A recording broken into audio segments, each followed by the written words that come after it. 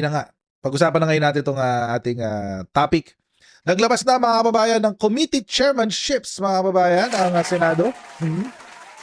And as expected, tulad ng inaasahan mga kababayan, si Chis Escudero ay nagbabayad ng utang na loob. Gusto niyo ba makita? O gusto niyo makita? Pakita ko sa inyo yung committee chairmanships. Ayan. Ayan, wait. Ayan, nalakihan natin. Senate Committee Chairmanships for 20th Congress is released. Ayan na nga mga kababayan. Tingnan natin kung sino yung mga nabiyayaan na maging committee chairmans. Chairman and chairwomen. Rodante Marcoleta, may 2 komite na hahawakan mga kababayan. Accountability of Public Officers and Investigations, yung Senate Blue Ribbon Committee. Eto na. Trade, Commerce and Entrepreneurship. Grabe, no? 2 agad. Partida, neophyte senator yan. 2 agad. Next, ito pinakamatindi, guys. Siya may pinakamarami. Si Alan Peter Cayetano. Dami niyang komite, Accounts, Higher Technical and Vocational Education, Justice and Human Rights, and Science and Technology. Ano kayang alam niya dyan lahat? Ano kayang alam niya dyan sa lahat na yan, mga kababayan? We don't know. Si Kiko Pangilinan, merong isa, tag-isa sila ni Bam Aquino, Agriculture, tsaka Basic Education naman kay Bam Aquino, okay? Si Robin Hood Padilla, mga kababayan, ito legit na walang alam, mga kababayan. Hindi pa nga ito nakakapagsulong na batas na naaprobahan na sa plenaryo, pero 3 ang hinahawakan na committee chairmanships. Di ba? Constitutional amendments, public information, and cultural communities. Baka dahil nakakita lang ng Muslim affairs, automatic si Robin Padilla. Hindi kasi ganun yun. Pero sige, ibigay na natin sa kanya. Total naman, siya ay follower ng Islam. Sige, walang problema dun. Pero constitutional amendments, obviously, pumalya na siya dyan sa constitutional amendments. Pumalya na siya dyan. Wala siya naisulong na batas tungkol dyan. At wala rin ba't pa nandito pa sa constitutional amendments? Palpak na nga si Robin Hood Padilla. Mass media dahil lang siya ay nasa press, dahil siya ay nasa entertainment industry prior to his Senate career. It's not a reason for him to be there. Wala naman din siyang alam dyan. Ito, Amy Marcos, Cooperatives, Foreign Relations, Labor, Employment, and HRD. Diyos ko, anong alam mo sa HRD? Anong alam nito sa labor? Promise. Diyos ko. Dati, Foreign Relations lang ang kanya. Pero ngayon, 3 na. Galing, 3 na. Kay Pia Cayetano, syempre, 3 rin sa kanya. Energy, Sustainable Development Goals, Ways and Means. Well, dati na niyang hawak tong Ways and Means. Ito ang tindi, Camille Villar, Environment, Natural Resources, and Climate Change. Wow! Hinawakan niya yung komite na hinawakan before ni Cynthia Villar. Galing-galing. Galing-galing yan. Good luck. Good luck mga kababayan. Good luck na mapag-usapan muli ang tawag dito, prime water. Good luck talaga. Na magkaroon. Mamaya, pag-usapan natin yan. Sherwin Gatchalian sa Finance, okay. Si Erwin Tulfo, Games and Amusement, tsaka Social Justice dahil to sa kanyang stint as DSWD Secretary, okay. Bongo, Health and Demography, Sports and Youth. Okay.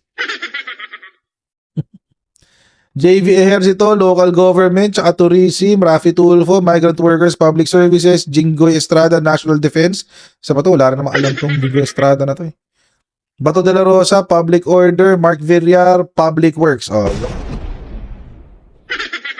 So mga kababayan, kung mapapansin nyo, etong committee chairmanships ay ibinigay ni Chis Escudero sa mga taong bumoto sa kanya na maging Senate President. Alam niyo kung bakit? Kasi yun ang pinangako. Yun kasi ang pinangako mga kababayan. Bago pa mag-umpisa ang 20th Congress, ibinenta Ibinenta na yung posisyon na yan sa boto. Legit ang vote buying sa Senado, guys. Oo. Alam mong diskarte talaga nila ang vote buying. Tingnan niyo si Jinggoy. Si Jinggoy mismo naglaglag kay Chis Escudero.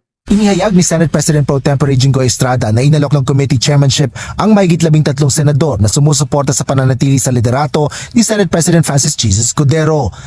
Narinig yan?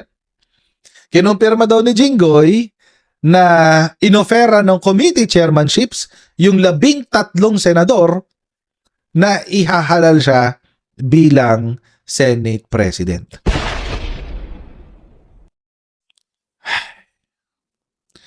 Palalim ng palalim ang butas na hinuhukay ni Chis Escudero para sa sarili niya.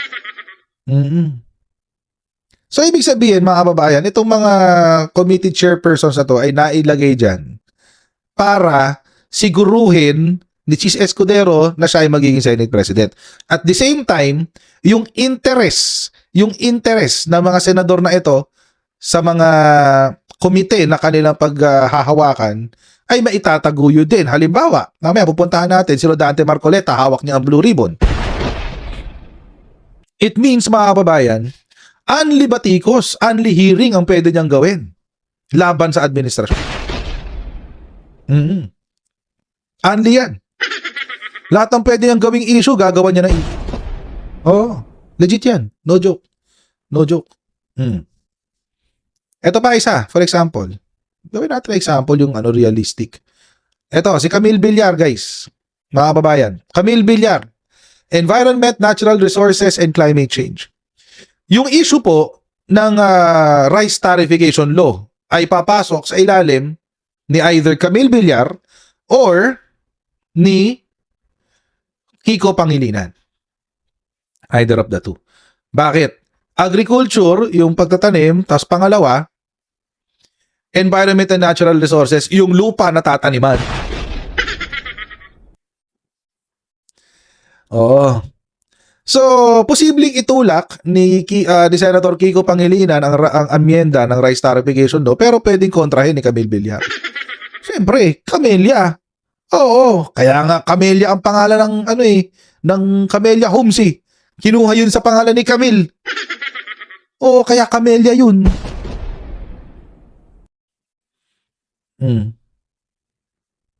Oh, di corner niya ngayon yan. Hindi lang yun. So, pag-uusapan din sa Environment and Natural Resources, yung issue ng prime water. So, paano na? Nga. Wala nang pag-uusapan. O, eto pa ulit. Eto pa. O, di ba? Kahapon, si PBBM ay may issue sa flood control program. Si Mark Villar ang senador, siya ang chairman ng Public Works. Asa pa kayo na iimbestigahan ng Senado yan? Lang ganun, guys. So, yun ang ibig sabihin nun, mga kababayan. Para maging Senate President ito si Chis Escudero, binili niya yung mga senador. Yung boto ng mga senador. Mga kababayan, vote buying is real sa Senado. Legit. Ayon kay Senador Estrada, sa kanyang palagay ay kwalipikado naman ang mga senador sa mga inaalok na komite sa kanila. Gaya na lang anya ni Senador Bam Aquino ng advokasya at edukasyon, kaya sa tingin nito ay nararapat ibigay sa kanya ang Committee on Basic Education. Habang si Senador Kiko Pangilinan naman na ang forte ay agrikultura, ay dapat anyang humawak ng Committee on Agriculture. Lahat ng mga committees na inalok, I think qualified. Like for example, si Senator Mark, naging secretary ng DPWH. Siguro nararapat lang na mapunta sa kanya yung Committee on Public Works. Oo, naging DPWH Secretary si Mark Villar. Totoo naman yan. Pero mga kababayan, nung secretary ng DPWH si Mark Villar, ilang proyekto ng build ang dapat niyang tinapos? 119 projects. Ilan lang yung natapos niya? 12. Isang dosena lang ang natapos niya doon sa 119. Actually, babawasan mo pa ng isa yon kasi yung Isabela Cabagan Bridge, nadurog. Gumuho. Oh. Paano may justify na qualified? Maski nga si Jinggoy, hindi qualified sa national defense eh.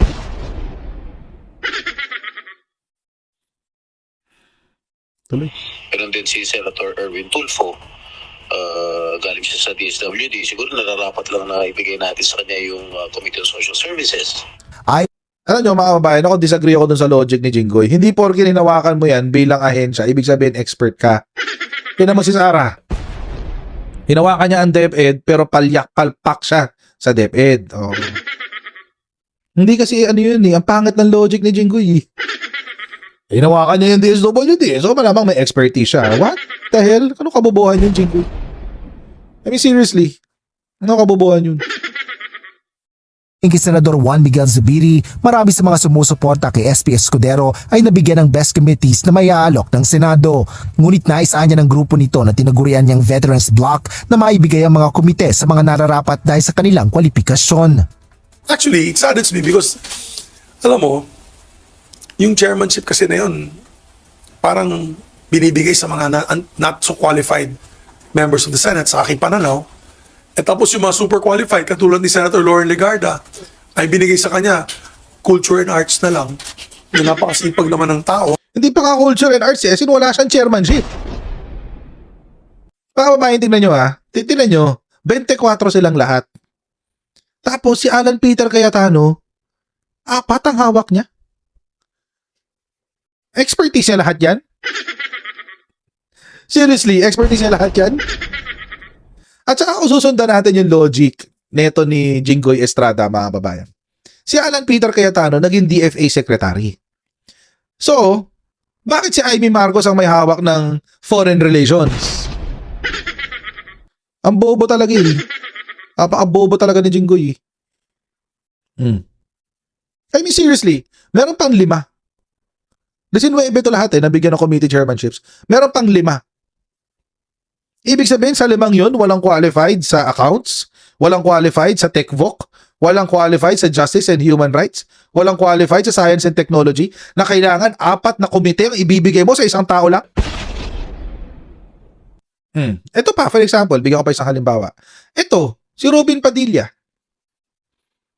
Sa isa nga lang, nahirapan na siya, tinatlo nyo pa. Bakit hindi niya lang binigay itong public information and mass media kay Lauren Legarda? Naging anchor yan ng ABS-CBN. Investigative reporter yan ng ABS-CBN. Alam niya ang karapatan para sa mga sa mga journalist at public information. So paano nga sabihin na yung expertise, what the hell? Seriously? Yung accounts. Itong accounts. Ba't hindi na lang kay Ping Lacson yan binigay? Minority. Hindi pwede, minority. Hindi lang kasi nabili yung loyalty nila.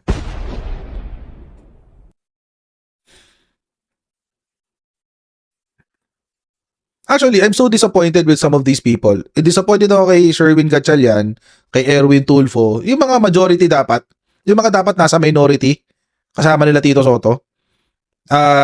Sino pa ba?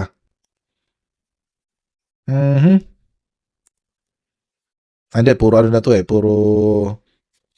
Eto, si Kiko Pangilinan, saka si Bam Aquino, dapat nasa minority ang dalawang yan Pero for the sake of committee chairmanships, di nag-majority sila. Ganun. Dito Lapid. Maraming bumoto kay Cheese actually na galing sa Uniteam na hindi naman nakatulad nila Jinggoy. Yung Uniteam na hindi DDS. Maraming bumoto kay Cheese na galing doon. Sa Uniteam na hindi DDS at saka dito sa Alyansa. Pero kung nagsama-sama sila, hindi si Escudero magiging SP. Ito mga kababayan, case in point. Alam ko naman kailangan mas madali kapag abogado yung sa Blue Ribbon Committee. Pero hindi porke abogado, ibig sabihin kaya niyang hawakan yung committee. Binigay niyo sa neophyte senator itong accountability of public officers and investigations.